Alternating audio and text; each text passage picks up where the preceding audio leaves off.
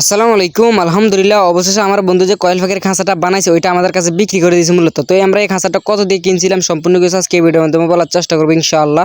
তো সকাল সকাল খামারে চলে আসলাম। খামারে এসে দেখি আমার বন্ধু নাই, মানে কল দিয়েছিল, সে বলছিল আছে, পরবর্তীতে আইসা দেখি নাই, নাকি বাজারে গেছে। তো তার ছোট ভাইয়ের সাথে কথা মানে চলতেছে এটার দাম বিষয়ে।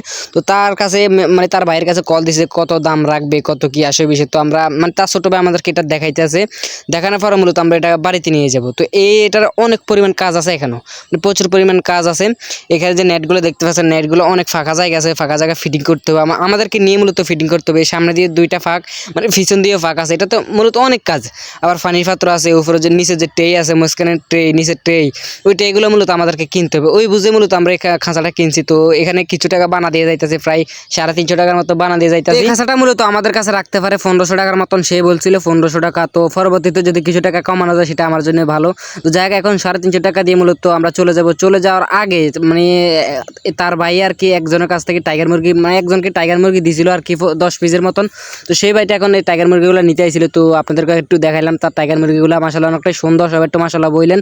বা এগুলোর বয়স হচ্ছে আজকে 15 দিন, মানে 14 দিন শেষ হয়ে 15 দিনে পড়ছে আজকে। তো আর কি, আর এই যে মূলত আমাদের থেকে যে টাইগার মুরগিগুলো সে প্রথম আনছিল, ওইটার ফেরেন্স হচ্ছে এটা।